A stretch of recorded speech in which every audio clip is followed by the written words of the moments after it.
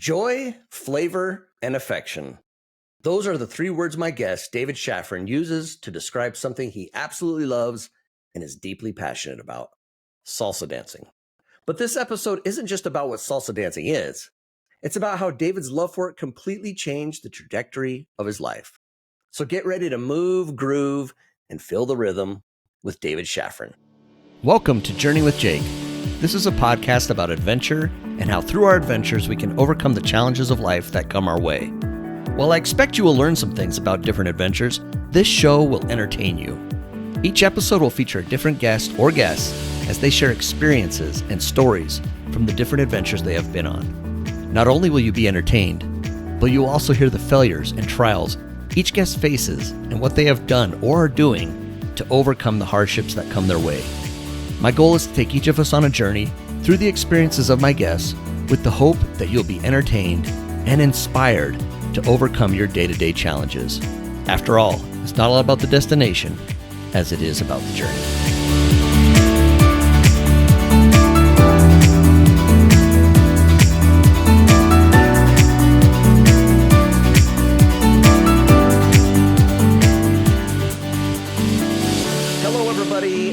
Back to the show. I'm Jake Bushman, the host of Journey with Jake, and I'm so excited you're here. I can't wait for you to hear my conversation with David Schafran. His passion and love for salsa dancing absolutely energized me, and I know it's going to inspire you too, even if you feel like you have no rhythm or two left feet, which, by the way, David says isn't a real thing. Whether you're a seasoned dancer or someone who just appreciates a good story, this episode has something for you. David's journey is powerful, heartfelt, and full of joy. Before we dive into that conversation, just a couple of quick things. First, Journey with Jake is proud to be part of the Podmatch Podcast Network. Head over to podmatch.com/network to explore other amazing shows on a wide variety of topics. Want to get to know me and my guests a little better? Follow me on Instagram at Journey with Jake Podcast. I post clips from past, present, and even upcoming episodes, plus some behind the scenes looks at my personal life. And don't forget, Journey with Jake is also on YouTube. Just search for Journey with Jake Podcast and hit that subscribe button and give the videos a like. One of my favorite parts about recording these episodes is seeing the expressions and emotions of my guests, and I definitely felt that connection with David Schafran. If you enjoyed this episode, be sure to check out episode 58 with Tigor Letsum and his acrobatic journey, another inspiring conversation you won't want to miss. All right, let's get to it. My conversation with David Schafran. I'm excited today. I've got someone who I've been wanting to talk to. He's got an awesome background. The energy. I love the energy that you bring. This is David Schafran. David, welcome to Journey with Jake. Thanks, Jake. Great to be here. Yeah, I'm excited to have you here. Like I always do on my show, I want to know a little bit about who you are first. We're going to dive into a lot of like dancing. We're going to talk dance a little bit. I haven't had a dancer like you. I've had a few couple of dancer types, but no one like you who's like gave you life, so to speak. And I want to hear all about that. Before we do that though, David, where are you from? Where'd you grow up? That sort of thing, just so we get a background on who you are. Sounds good. So live in New York City, actually was born in New York City, grew up in the suburbs in New Jersey. Family wise, you an only child, you got brothers, sisters. What's kind of the family life like? Yeah. I got an older brother, 3.5 years older.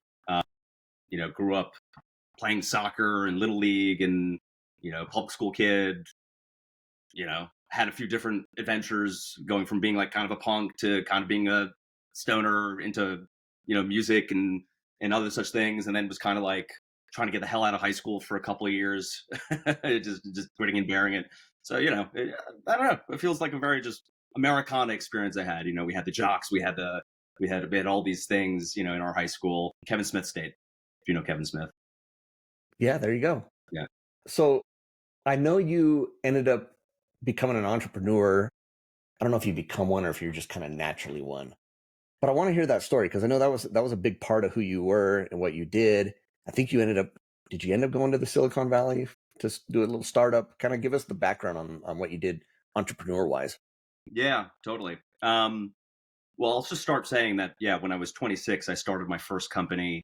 We had major investment from one of the biggest investors in Silicon Valley, Vinod Khosla. He's a billionaire. He was the founder of Sun Microsystems. And it was an MIT Media Lab project that I spun out with a high-profile professor and a student that had the promise of giving people eye exams just using their cell phone in a really low-cost add-on.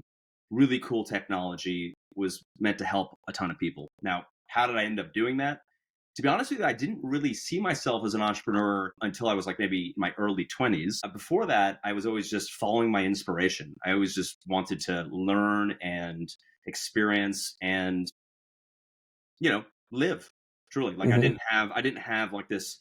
I wasn't like selling lemonade when I was 10 years old. Like I actually didn't care about business at all. I was just like, I'm interested in art. Let me go explore art. I'm interested in physics. Let me learn about physics. I'm interested in culture and Latin America. Let me go live abroad there and, learn about Latin American culture. So what ended up happening was, I guess, two things is like my background, right? Number one, when I was 13 years old at summer camp, which a lot of people in the Northeast go to, this is a 2 month long sleepaway camp that parents send their kids, often in the Northeast. So they have 2 months to go actually be a couple. And also it's a good experience. And we were up in the Adirondacks in upstate New York. We did a lot of sports. We did a lot of outdoor adventures. And one of the trips called Saranac, which is up in Saranac Lake in upstate New York, was this big treacherous trip that all the older kids scared the younger kids. Be like, when it's your turn to do this 7-day canoe trip with portaging and all this stuff, like you're gonna really hurt. And when it came my time to do this trip as a 12-year-old, I was like, I don't want to be like the biggest wuss on the trip. Like I want to go, balls to the wall on this. I went balls to the wall, and there's a story of this big lacrosse player who used to solo, meaning when you portage, when you take a canoe from lake to lake, you need to put it over your head and literally walk it all the way to the other lake. Gotcha. So I did that as like a prepubescent, like small guy when you'd heard legends doing it before. And I did it the first time and being like, whoa, I just did that. That was kind of interesting. And then I just kept on doing it. And even on the most difficult portages, something switched in my brain where I was able to achieve continuing this really difficult effort of putting this big metal canoe on my shoulders and walking a mile and a half uphill, that I had this sense of empowerment that was really palpable. So much so that I was like, wow, this is such an amazing feeling. Wouldn't it be amazing if everyone else felt this way?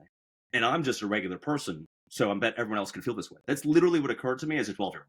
Like, That's amazing that as a 12-year-old, that thought came to your mind. Because think back to when I was 12 and at Boy Scout camp or something. I don't know if I ever had anything like that happen to me. yeah, I think it's unusual, and I that's why I bring it up as part of the story, because it was something that was just so natural for me to feel that way. Like, I've always felt like I'm just like a regular guy, but I also had this like really beautiful coming of age experience that also then, the trip leader started calling me Mr. Hart. I was the top kind of person kid on that trip, and I got an honor in front of the entire camp. Like, I was alpha camper. Okay, I was really into it. But that stuck with me forever. It's like, we should all, like, let's go be celebrating. Let's be empowered. Let's be enlivened, right? Like, that's always been my vibe. How can we all be that way versus being stuck and afraid and, and fearful and closed down of life and everything that's about, and particularly ourselves. Like, no, like, be yourself. Like, hello, like, it's all good, right? So this has always been my vibe. And then fast forward to college, where I was doing this. I was taking like this history class. I was actually a Spanish major, even though Okay. I was into physics and calculus in high school. I did very well in my SATs. Like, I just was curious about learning something different in college. I never approached college as this place to get a job. I was like, I don't want to work for the man. I just want to learn things that are useful for me because I'm interested. So part of that experience was learning in this one class, I'll never forget it, was how the Europeans came to America and kind of just like said, hey, there's some like nice land here. We can kind of cut it and make some nice cities and modernity. And the people that are living here, like, yeah, we can kind of put them to the side. And I'm not like I'm like, frankly, like, on a spiritual level, I just think we're all in this together. Like, I just feel like the oneness, like, I really do, and not just people, just like all things. And so I just didn't agree with that. Like, I'm not into that. How do we then live differently, right? Like, how can we coexist together and be mutually uplifting? And so I started learning about this idea of social entrepreneurship and other words like sustainable development or triple bottom line capitalism. And basically the idea that you can use capitalism not just for enriching yourself, but you could actually do something that's good for everybody. Like it doesn't need to be a zero sum game. Like that's actually just a mindset. So once I learned that that was a thing, and I read authors like C.K. Prahalad and Stu Hart, these were University of Michigan guys, which is where I went to college, it was really motivating because I had at least some sort of framework to think about, like, how do I create a world that is more inclusive and mutually uplifting? And that's what started my entrepreneurial journey. And I was like, I want to go do that. And so like that led me to going through the Rockefeller Foundation to India for a year, working with, an incubator of companies that were helping people in rural areas. And it was an amazing experience. I got exposed to healthcare on smartphones, and I was like, oh, that's amazing. Like 2009, like smartphones are this computer Right. device in your pocket. Bet we could do some cool things with that. And it turns out I was right. And I just like ultimately found some research at MIT and somehow convinced people that work with me as just a young guy with a bunch of energy and vision, but like not, frankly, like not a ton of experience. And that's what happened. And like we started working together. We won a bunch of awards. We, ranging from like Vodafone Wireless Innovation Project, won first prize. We won a pitch fest in Silicon Valley at something called DC to VC, run by Morgan Taylor Ventures. And then we got major investment, and then we just did the thing. And that's kind of the beginning of the entrepreneurial journey of David Schafran. Well, I love it because one thing I've had, and I've had a few entrepreneurs on the show, and what I love about it, and you're a great example of this. For most of them, the ones who are successful, the ones who love it, it's not about them. You're not just like, I'm going to be an entrepreneur so I can make money for David and, be rich or whatever. You kind of had the idea in mind of how can I help others to, help themselves, or how can I do, to help others was kind of what you were doing, which I think is really unique. I think some people kind of go into the game thinking it's all about me, but for you, it wasn't. It wasn't all about you. It was about others and helping others. And, you didn't like the way you felt about certain things. You're like, let's make this to help others. Kind of tell me about that a little bit and why that was so important to you. I don't know. I mean, I just think I'm wired that way. I guess like I said, like I feel part of this thing. Like I'm a spiritual person, and I've always been self-reflective, and be like ask questions like, well, what am I actually doing here? Like what are we all actually even doing here? Right? Like am I here just to work for somebody and prioritize like making money as like that's the thing that's like all I'm doing? And it's like, of course, I'm not saying that's what most people are doing anyway, right? Like you're doing that as a means towards an end. It gives you freedom. There's lots of good reasons to do it. But I don't know, just for some reason I just was like much more in this like big picture societal mindset, which actually ended up biting me in the ass a little bit, which goes to the part of the story of how I got to salsa because when you're living in the abstract so much and you think about like helping society and the world, you kind of lose sight of just like your own day-to-day experience. And that's something that I think can be difficult for a lot of people who are researchers or entrepreneurs or creatives or people who are just like focused on building this thing, but they forget about like, well, wait, there's like, I have this actual day-to-day experience. There's people around me, right? Like it's easy to get caught up in the story of like the big impact that I'm going to make for all these people.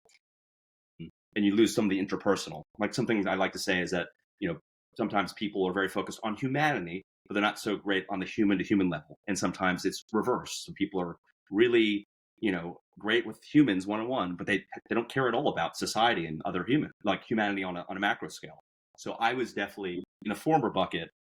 That was my mindset.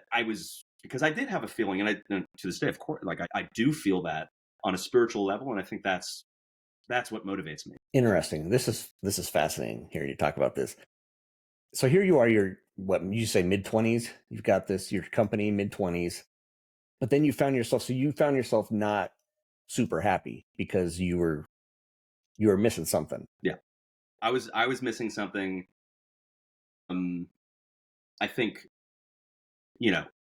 being in Boston for me was challenging. I'll just say it. Like I think Boston is great for a lot of things, but I was coming from the Bay Area right before that for a year and a half, where I was like, in like this community house, and we were going to like Burning Man events, and we're exploring ourselves, and it's very enriching and gave me a lot that I think I needed on an emotional level. Like I hadn't developed myself emotionally at all.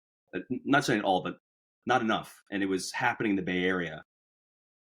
And I don't know if your listeners can relate to this, but certainly for me, you know, 2010, around that time. Like the East Coast was still like stuck in an old mindset, whereas the West Coast was a lot more like open towards, Eastern philosophy and meditation, yoga, psychedelics and things that like I think is a lot more common now that we think these things are really helpful in Yeah. personal development, right? And so like I was just tapping into that in the Bay Area, but then I moved to Boston to do this company because I was passionate about it. But Boston didn't meet me emotionally, and also because I was still immature, I still had things to work on, and I didn't find that I had an outlet for my creativity, my romantic side, my kind of poetic yin side, we can call it. And instead, I was, in a very high stress environment with not a lot of support for years. And it really screwed with me. I mean, just being stressed all the time is never good anyway, Yeah. let alone like not feeling like I had outlets and support. And so like by, I don't know, 3 or 4 years in, like I was just like, I just felt terrible. I just felt like really gray on the inside and like not, yeah, just I felt really gray and just like not like, yeah, like isolated, lonely, depressed, like Gotcha. just didn't feel good, even though the company was like, in my mind, like I was like, this is what it's all about. Like I was so one dimensional about like the company is everything. And yet like my own day to day experience was like shit for me. Like I felt really bad. It's interesting. So yeah, you're focused so much on the company. You went from the West Coast to the East Coast. Now you said you picked up some things like meditation and things like that.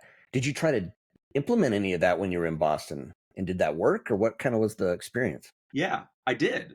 I did meditation. I mean, even like from the Bay Area, like I did the 10-day Vipassana retreat with, that's if your listeners know of it, one of the most profound things I've done in my life is sitting for 10 days in a Vipassana meditation, dhamma.org. I will plug that like forever because it is transformational when you sit for 10 days quietly and meditate in this Vipassana style. Like amazing learnings happen. For me, for example, just learning that I had emotions and they were in my body. Like I didn't even know that before. I literally had to sit for many days to be like, wait a second, I think this and I feel it here and that, oh, that's my emotions. Oh, cow, I didn't even know that.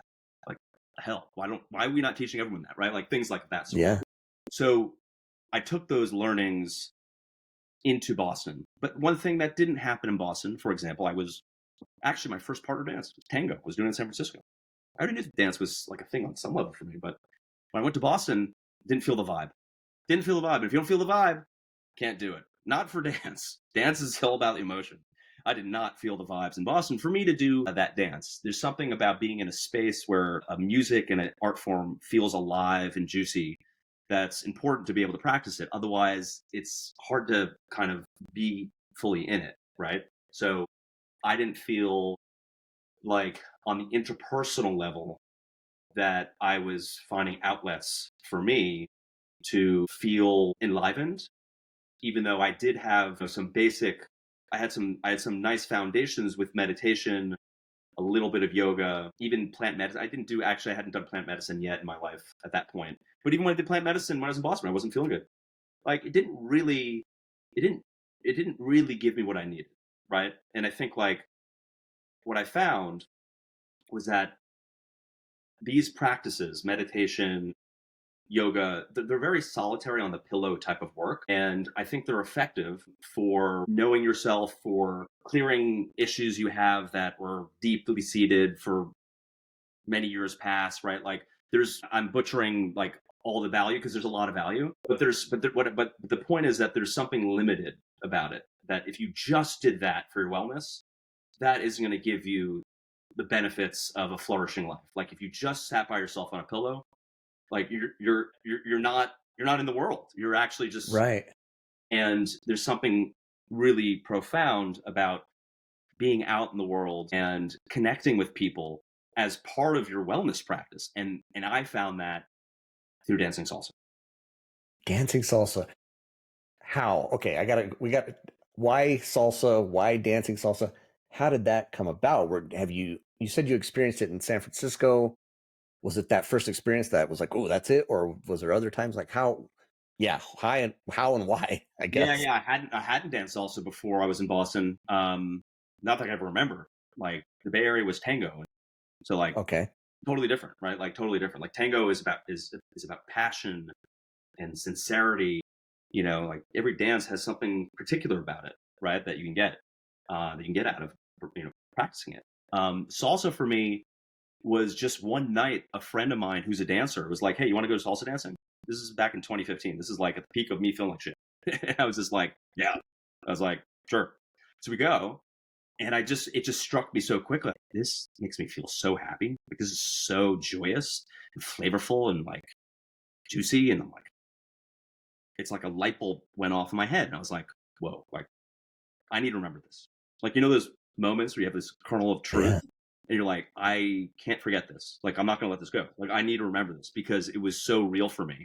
And I was like, I'm gonna come back to this. And basically, what ended up happening was a few months later, I finally like it reached a point where I was like, I need to leave the company. Like it's at a place where I feel like I can leave, and also I need to. But like it was like kind of the two things. So I left my company, had a breakup, and turned 30 all in the same week. Wow. I was That's a like, lot. yeah, I have to be honest with you, man. I don't feel good. So I was like, what the hell do I do? I was like a very like, I was like had like a hot red motorcycle and I was a rock climber. Like, you get the stereotype. Like I was like a very like this type of person, but I was really just like putting armor on to go to battle all day, every day for years. Like that's all I was doing. And it's like it just like at that point, it's like I just felt like I'm like a surrender almost. I'm like I was like I really felt like I had nothing. That's how I felt. I was like I have nothing. I have nothing. Wow. That type of like I have nothing. And so the only thing that made sense to me, I was like, I just got to dance salsa. Like, I don't even know what else to do. So I started dancing salsa in Boston, and there was a great group class that I did like an intro class, intro course, and it was like a couple days a week of group classes. And I was like, okay, this feels like directionally correct. Like I'm not like yet, but I'm like this is feeling right, you know. And then within like 3 months, I had the opportunity to go to Cuba. This is before it was opened up by Obama. My cousin made a movie there many years ago. So I was able to go out with her and I brought some friends. And for a week, I played music. I played music too. I played music and I danced salsa. And my soul was on fire. Like I was alive in a way that like I hadn't felt in such a long time. I was like, this is all I needed. Like all I needed was to go really live salsa for a bit. Like I didn't need all the pillow work. I didn't need the meditation. I needed the ayahuasca. Like I didn't need all these things. Like it's not what I needed. Like what I needed was to connect with other people in this like flavorful, joyous way, right? Which only salsa could have given me, right? I mean, there's surely other dances that are also joyous, but like salsa is like it is about that. Like the lyrics and the culture is all about practicing joy. It's like no matter what happens, we're still going to be happy. Because some of the lyrics that talk about crazy things that happen to people, like this, I lost all my money betting. My wife left me, and hey, da, da, da, da, da, and it's like that's the vibe. And I'm like, wow, okay, these people know something that we should all be learning about mindset, right? That like you can choose happiness and you can practice it and you do it through this art form of salsa dancing. And so it was so clear to me at this point with, in Cuba, this is what I need. And so I was like, okay, I need more of this. And so I like pretty soon was like, okay, I'm leaving Boston. We're gonna, bookend that chapter of my experience. I don't know what the hell my future's gonna be like. I just know that I need to get into the salsa thing. I want to get into music. I want to get into immersive theater. I want to get into like check out virtual reality and that type of stuff. This is 2015, 16. So when VR was just coming up, like very into immersive experiences, it's just a world of mine. And so that was kind of the goal. And so, I first went to Israel for a couple months just to like, there was a whole other thread of like delving deep into like spirituality. It was in Jerusalem. I was studying at yeshiva. Like it was a beautiful thing. I was also like, this is cool. And like, I need to go to Latin America because I'm feeling like my soul really wants this flavor. This wants this salsa thing. And so I had the opportunity to go to Panama with some friends, big group of people. It was like 150 people in the rainforest and workshops and yada yada yada. The point is, we were in Latin America, and a bunch of us were like, hey, well, let's go to Colombia after. It'd be great. And so we went to Cartagena, Colombia, and I was like, okay, well, if I'm going to be in Colombia, I might as well go dance salsa for a month. And a buddy of mine was like, well, he's like, I want to go to Medellin because, he heard that Medellin was innovative. It was lovely. The climate was very temperate. That's where he wanted to go. And I was like, I bet there's salsa everywhere in Colombia. So sure. I mean, kind of interested in maybe living in a good place. Like, I don't want to just be in some podunk, beach town. I was like, I'm more interested in being in a dynamic, beautiful city. So I went to Medellin, and like I said, my goal was to become fluent in salsa. Like, I wanted to be part of who I was. I didn't want to be this idea of myself. I wanted to change my internal state, like, period. Like, not like this, like, oh, I do a little salsa class and now, like, I kind of suck at it, but like I kind of have it. It's like, no, I didn't want to kind of have it. Like, I wanted to fully have it, and that's just how I am. Like, when I'm into something, I just go deep dive into it. Like, I'm just like hyper, like. So it took me about a month to find the right kind of situation. And after I found it, like, I was like, I just loved it so much that I just, like, kept on saying yes to it. And I spent 5 months dancing full time, like 3 to 6 hours a day, every day. Wow. Basically just like, I just, like, created my own experience, my own program to immerse myself in salsa, and then eventually other things like bachata and other Latin dances, but salsa is the core. And it truly was transformational in helping me feel joyous in myself, flavorful in myself, and affectionate. And those are the three words that I always use to describe what salsa is for me: is joy, flavor, and affection. Like, if you want to feel joy and practice joy, if you want to feel flavor, sabor is the word in Spanish, flavor, flirtation, right? If you want to feel it, if you want to practice it, salsa is the answer. If you want to feel, practice being affectionate with other people, not like this, like, can't touch you, like, it's weird, right? Like, just, affectionate, right? Like, be a human, right? Salsa is amazing for that. So I got all that through doing that intensive day-to-day living salsa experience for myself. And it was amazing. And it literally changed my life. And it was so enriching that I was like, other people should be doing this. Like, this is not, like, this should not be something that's, like, in the closet for only Latinos to do. It's like, because we have in our culture, like, oh, well, of course the Latinos are doing it. Like, they're just like that. They're born like that. And I'm like, what I learned down there is, number one, like, they actively practice this intention of being joyous, right? Like, it's not like they're just always joyous because they just happen to be, their DNA is different. Like, that's insane. Like, they literally say, like, no, I want to be happy. It's important to be happy. And salsa is kind of your daily practice, or whenever you do it, to remember it and to practice it and actually live it with other people. Like, you're actually doing the thing, right? So it's a way to awaken it in yourself, but also uh, uh, perpetuate it, right? Like any practices.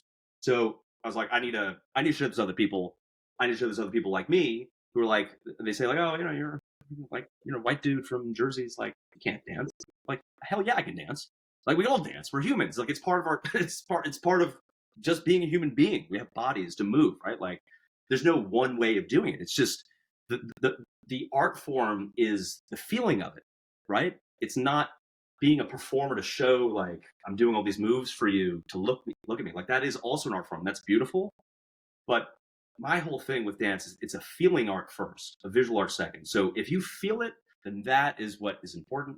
And salsa is all about having fun. It's not about necessarily, like, being like a professional dancer. Of course you do that. And so, long short, like, this was something that I needed to birth into the world. And that's, what I'm doing today. And since, like, 2018, the company I started, called Soma Loco, provides these dance immersions, which basically are a replica of the experience I created for myself over that 5-month period. And then years, I spent 3 years living in Medellin with the most amazing dancers in Colombia, having the most unique experiences you could have in Medellin, all related and all about having people immersed in this art form of salsa. And now we do it in bachata, in tango, in hip hop, zouk, dances that are native not only to Colombia, but just the region, and really authentic in this place, where you can really feel the feelings that each one of these dances provide. And that's like,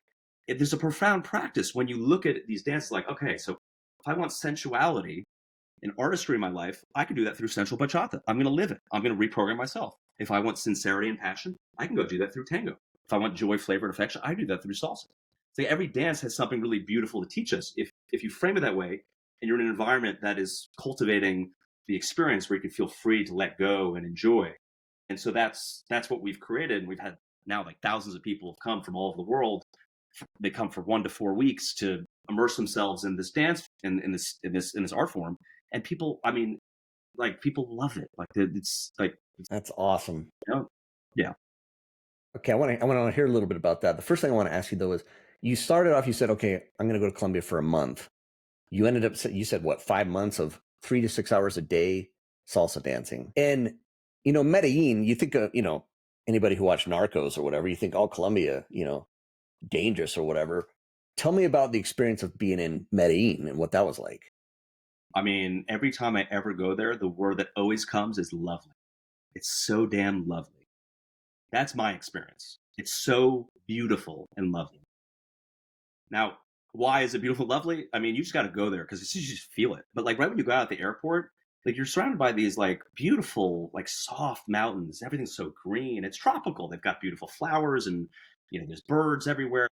Huge. I think it's the most biodiverse place for birds on the planet. Like you have the most beautiful birds everywhere. So you like have beauty everywhere. And the people are so sweet and friendly and playful and helpful. And it's just charming and this is beautiful. And that's always been my experience. And I went there the first time in 2016. It's always been true. Every time I go back, I feel the exact same thing. And like the safety part, like I've never had an issue there, really. We know obviously the history of Pablo Escobar, but like the dude died like decades ago. Like it's just not that place anymore. And it hasn't been that place for a couple decades. So they've done an amazing job at rebuilding the city, at rebuilding trust, and it should be a case study that everyone should be looking at, like urban renewal. Like they like truly, it's great what they've done. So it's just not what it used to be. A thing, yeah, Yeah, I love it. yeah. And I think of Colombia, and I mean the climate. I'm guessing it's got to be pretty much the same year round. I don't know if there's much variation. I know it's kind of near the equator, so to speak. So is that kind of your experience? Yeah, I mean, Medellin is called the city of eternal springtime. So it's pretty much 70s, right? Like pretty much all the time. Maybe you can get to like low 80s, in the drier season, but like upper 70s is like pretty the vibe. Mid 70s, like it's really nice. You can cool off and get down to like low 70s, upper 60s, but like great. Like pretty much, Yeah. the weather's amazing. It's in a valley up in the mountains. You can go to the mountains around it, and wow, the villages around there are just magical. Familiar with Realismo Mágico or 100 Years of Solitude is the new Netflix series. I think it's on Netflix, based on the book, of course. There is a magic to Colombia. There just is. I can't explain it, but I swear to God, like I did this indigenous trail from village to village, and I saw Tinkerbell. Like I saw this little rainbow fairy. I can't explain it. I'm just saying. I know what I saw, and Yeah, I'm just saying, like there's something going on over there. I love it. I love that. So you started Somo Loco because you're like, you want people to experience kind of what you experienced. So you said it's basically people can come for 1 to 4 weeks and immerse themselves in salsa and other dance. That's the basis of it, right?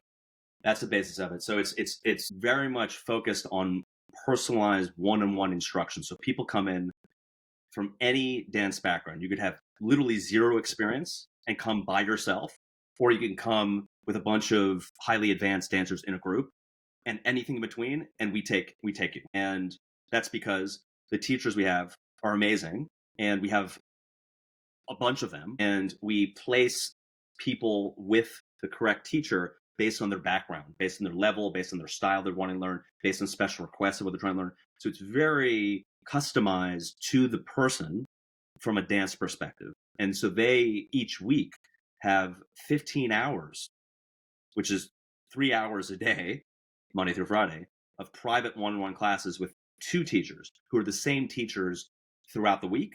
And if you spend 2 weeks with us, 3 weeks, 4 weeks, throughout that amount of time, and they're not just there for the private classes, they're there for social dancing with the students. So you never feel like you're by yourself for social dancing. They meet you at group classes and other activities. So we literally take care of everything. The airport, pick up and drop off, to transport in between places.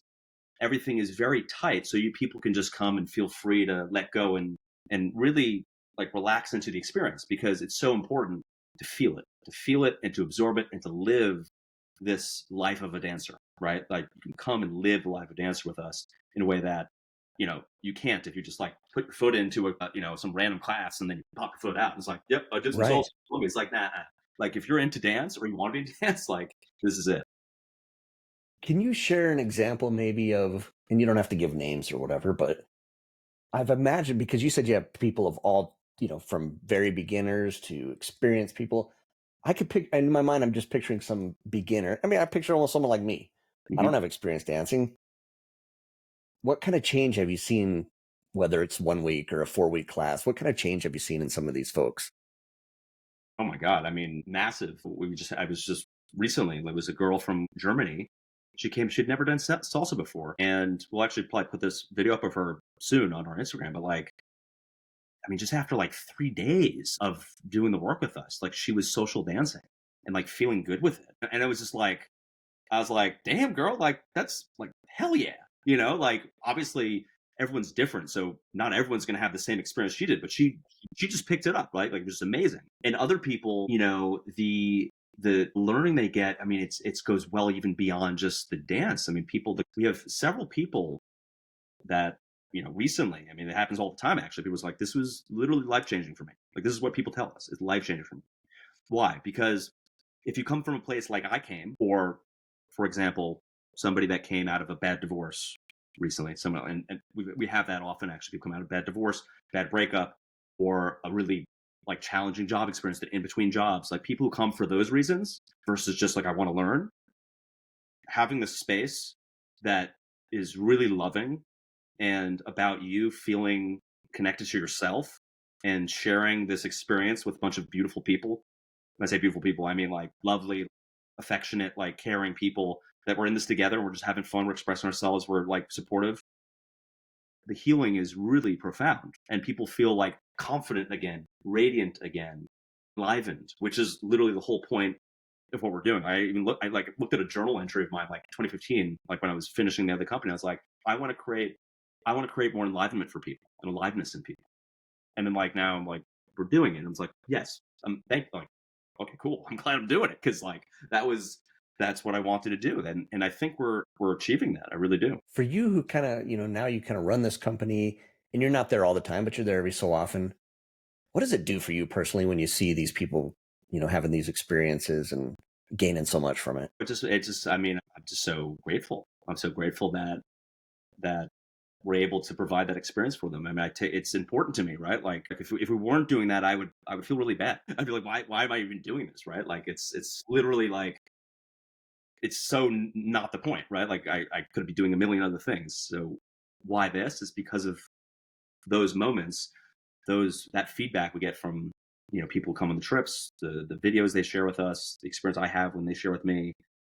I love it. I love it. Like it's literally the point of all of it. I mean, there's also an amazing benefit for our teachers too, of giving them really amazing work that they wouldn't necessarily have otherwise, and exposing them to people from around the world and giving them new opportunities. Like as someone who's an artist too, like that's a big part of it too, of like helping the dance community.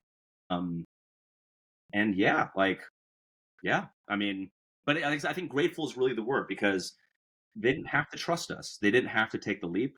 They didn't have to pay the money. They didn't have to do any of these things. And so I feel grateful that they took the leap of faith to come on this trip with a company called Somo Loco, which means we're crazy. Somos Locos, right? Yes. I guess you just kind of shortened up the Somos Locos. So yeah, Somo Loco. I love that.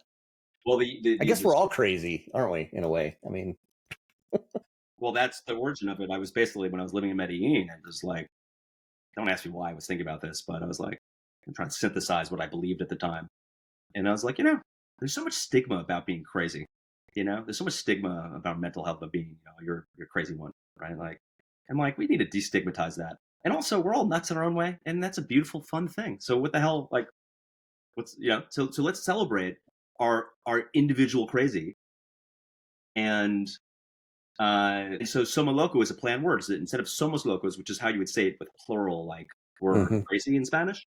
Somos loco means we're all crazy together, like the unity and the crazy. And that goes to my spiritual like oneness thing. And why not be curious about our own crazy and the crazy of the world, right? Like be curious. And through that adventure of like exploring, what is unique about all things that's just on this planet, who knows why, but there's something beautiful and profound about what we are for a reason, in my opinion. Not like I really know, but that's what I believe. And, let's be exploring through Hmm. beauty, through humor, through adventure. Like that was what Soma Loco started as. And it was a creative laboratory for me to make art. I was making music and dance and immersive theater and comedy, all these things.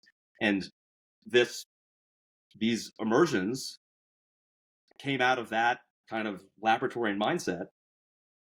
And now it's not a creative laboratory. Now it's this is what we do. We do these dance immersions, and that's the thing. I think it's a beautiful thing that you've done. I think it's a beautiful thing that you've created. I want to ask, now that you've got this going, things are moving along, what challenges do you have? Like, what are some of the difficulties today that you face? I mean, I think right now it's just about growth. Like, how do we get the word out to more people? How do we scale? Right? Like, we're doing well. Like, people love it. People love what we do. We just need to get the word out, right? And like getting the word out, for something that like if you're not already a dancer, it's like how do we tell this story to people? Like, hey, like you don't need to be a dancer. Considering yourself a dancer to go do this experience, because our point of view is that we're all dancers, and there's value in this beyond just like I don't know, like becoming like a performing dancer, right? Like just having this experience pays dividends for your internal state that could stick with you, and also it's a beautiful practice you could do your whole life. Like you could do it up until you're whatever age. You could do it anywhere in the world. What a gift in this world of materialism and BS and all these things. Like you have this thing that's interpersonal and beautiful and natural and honest. I mean, like, I don't know, like obviously I've drank the Kool-Aid. So, I mean, clearly I'm saying that, but I just think, Absolutely. yeah, I like, I don't know. Yeah, you get it. So, what would you say to someone like me then, who I'm not a dancer by any stretch? I would, what you consider, have two left feet. My wife, my daughter, yeah, they can dance. They got some moves. Not me so much. But I'm thinking in my mind, I'm thinking, well, maybe I should do this. But I'm nervous. I'm apprehensive. What would you say to someone like me? Well, I'd say you don't know until you try, right? Like, and trying people have gotten burned trying in a non-safe, non-conducive environment for beginners. So often people who want to try dance in US cities or even European cities, they try a group class. You feel like an anonymous person in this swath of people. You get any personal attention. You have no idea what the hell you're doing. Obviously, you're not going to feel a connection to it. Obviously. And if you self-identify as having two left feet, like, yeah, you're already self-defeating yourself, right? The Right. reality is you don't have two left feet. Like literally, you actually have a left. So it's actually factually incorrect that you have two left feet. And I mean, we asked examples also. Like now, remember, there's another guy that came with us, and he was the guy. He was like you. He had two left feet, but he was determined he wanted to learn. And within a week, he learned with us, and now he was starting social dance, and he was already doing it. And then he came back a second time and did a second one with us recently. And he's holy cow, this guy's gotten so much better. It's amazing. And he was the guy that said he had two left feet. So I think it's getting past this like this inner critic narrative that like I have two left feet or I'm a white dude who doesn't move his body or whatever like kind of statement that we make about ourselves. There's just like having the trust that like maybe that's not right. Like maybe it isn't me. And I'm saying it isn't, but you don't have to trust me saying it isn't. You could say like, well, maybe it's not right. Maybe it's not true.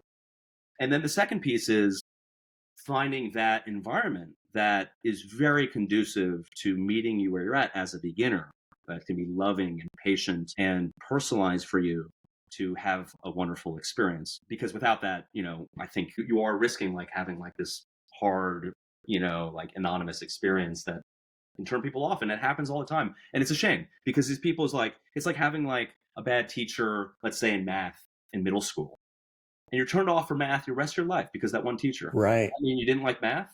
Maybe not, right? And there's you can think of that example out of everything. I think dance is actually a big example of that because the model of learning in group classes sporadically in America and in Europe too is not that good for particularly for people who are beginners. Like it's hard. It's hard to get it. And like one thing that I knew when I was starting off was like I was like, this isn't like when I was in Boston, I was like, this isn't it.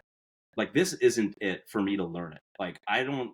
This is too like over here. Like I'm not intimate enough with salsa to understand through these group classes, which is why I wanted to go to Latin America and deep dive. I wanted to be a place where it was authentic and alive, and also where I could afford doing the amount of immersion that I needed. Like I'm not coming from the culture. I don't know what the hell. Like clave? Like what's a clave? Like I didn't know anything. I literally didn't know anything. I just knew I felt good with it. And I was like, I don't know what Kool-Aid they got. I just need to drink that Kool-Aid. I don't know anything.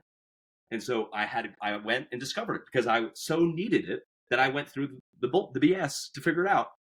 And that's kind of the point. It's like, well, I figured out the BS, so hey, you guys can drink the Kool-Aid now too. I figured this out. Like, there you go. Like, here's the thing. So at Somo Loco, in order to facilitate that, because like if you get someone like me, yeah, I need kind of what you described. I need someone who's going to kind of help me and be someone who's going to be there for me. And how do you do it? Do you talk to people ahead of time? Do they fill out a form? Like, how is it that to like, okay, I'm going to line this person up with Jasmine or whatever your dancer's name? How do you know? Is that how you do it? How do you do this? Yeah, I mean, anybody who signs up, we ask them to fill out, an intake, which is saying like, what's your level, what style you want to learn. If you don't know your style, like here's some resources to know your style, and also we can figure out later, like special requests if you do have any consciousness about where you're at. Like we ask all these questions ahead of time, and that helps us match the two teachers, and we have one male, one female, which is it doesn't need to be male female. It's more about a lead and follow because you get unique perspectives from a lead teaching you and a follow teaching, independent whether you're a lead or a follow. There's really important lessons that each can give you. And once you're with us on the first day in the first class, our teachers have done their homework on you. They've read all these statements you made in intake form, but then they have a conversation with you about like, hey, let's talk about it. And also, why don't we just start dancing a little bit and let's see where you're at, because they're really good at diagnosing where you're really at. And from there, and from what you've told us already, we triangulate what is the best course of action to help you on your journey. And it goes from there. It's bespoke. It is not cookie cutter at all. There's no like people say, oh, what's your program? Like first you do body movements and then you do, rhythm and basic steps. Like sure, there is like a loose framework about those things, but everyone's coming with something different. Everyone's coming in with a body, different connection to themselves, different connection to music, different connection to the partner, right? And like, depending on what they come with, we provide a solution. Love it. This sounds amazing. I love what you're offering. I love what you're doing. I love the fact that you have such passion for it. I can see it on your face. So that's why I always tell people, if you want to see what people look like when they're talking to me, go to the YouTube channel, because people light up when they talk about their passions, and I love that. What does the future hold for David? What do you think? Where's this going to go? What do you want to have happen? Well, I can only think about what's happening the next year. I'm really bad at thinking about what's happening in like 20 years for David. I have no idea. But no, I mean, I think we've spent years developing this company and developing, our immersions, and it's so good right now. Like, I just want to grow it. We have a location now in Barcelona that's nascent, so we've got something going on there, and there's other places that we'll probably go to at some point as well, although Medellín will always be our flagship. Like it's just, we have something amazing there. So I think it's, locations, it's more trips, more people, collabs, like doing collabs with artists or dance schools or, having amazing birthday parties. I don't know, just doing more of the thing. It's just like, the more we do it, the more enriching it is for me. And we're like spreading the impact, right? Like, and I guess like, if I were to say like moonshot, with this type of thing, I think coming from like healthcare, right? And as like a non-mainstream guy, like as somebody who's trying to innovate on the model, dance should be reimbursable by insurance. Dance, you should be able to get a tax write-off for dance, right? Like your doctor should be able to prescribe dance if you have depression, because it has been proven. There is research, there's been meta-analysis from many research studies that have been done, that dance is more effective than SSRIs for depression. I'll just repeat that. Dance is more effective than prescription medications for depression. Now, that is research that is out there. We can send it to you after if you want to provide the link so people can look at themselves. Don't have to take my word for it. Look at the research yourself. But it's there. And it's not rocket science. If you've danced, you would know exactly what I'm talking about. Particularly if you've danced salsa, you would know exactly what I'm talking about. So I think we have this narrative in our country, and not just America, that what happens in the clinic with, medication and trained professionals talking to you, that's the only thing that's permissible and effective in dealing with mental health. Like, we all, like, common sense people is like, yeah, if you have a good diet, you work out, you sleep well, like, this goes a pretty long way, right? Well, so it's not rocket science to think like, oh, and dance is like also effective. It's like, yeah, it is. So why exactly are we paying all this money to insurance companies that don't cover these things that are good for us, right? Like, it's so silly, and it's frankly like detrimental to all of us. So dance should be reimbursed by insurance. I have a lot of opinions about insurance, which is another conversation. I have another company, but the point is, it should be something that's mainstream as something we do together because it's good for us. We lost dance somewhere along the way in the West as something that we do. We do to connect with each other. We do to connect ourselves. We do it as a wellness practice. We do it for ecstatic, joyous reasons. We do it for grieving reasons. We do it like, but it's part of who we are. We did it for millennia as humans, and we should be bringing it back. And that's, I think the broader kind of arena that we're playing in. For sure. And I witness it right here, what it did for you. You're, when you're about turning 30, you have a breakup, leaving a company, and what it did for you. Turned your whole life around, which is fantastic. Saved your life in a way. So tell everybody before we wrap up here, if people are interested in Somo Loco, where can they find you? How do they look this up? Yeah, for sure. So it's somoloco.com. That's SOMOLOCO.com. And on Instagram, we're at Dance Somoloco. Dance, like Dance DANCE, Somoloco. And contact us there. And yeah, we'd love to have you. Awesome. I love it. And for my final question, it's a question I like to ask on every one of my episodes. For you, David, what does adventure mean to you? Going into the unknown. Yeah. I mean, I can elaborate on that, but yeah, I mean, just anything that's unknown, I'm like, ooh, that's fun. Yeah, absolutely. David, thank you so much for coming on Journey with Jake. My pleasure, Jake. Thanks so much for having me. A huge thank you to David Schafran for sharing his journey with us. If you'd like to learn more about David and Somo Loco, head over to somoloco.com and be sure to follow him on Instagram at DanceSomoLoco. Honestly, heading to Medellín, Colombia for a few weeks of salsa dancing sounds like an adventure worth taking. Wild and amazing. And of course, thank you to each and every one of you for tuning in each week. I know I say this a lot, but I truly mean it. This show means the world to me, as do you, and I'm so grateful to have you along for the ride. One of my favorite parts of doing this podcast is hearing from you, so don't be shy. Let me know who your favorite guest has been, or suggest someone you'd love to hear on the show. You can message me on Instagram at Journey with Jake Podcast, or shoot me an email at jake@journeywithjake.net. I'd absolutely love to hear from you. Next week, I've got another fantastic episode coming your way. I'll be joined by Giovanna Silvestre, a solo traveler, author, and the creator of sportswear inspired by healing crystals. Our conversation was insightful and inspiring, and I can't wait for you to hear her story. Just remember, it's not always about the destination, as it is about the journey. Take care, everybody.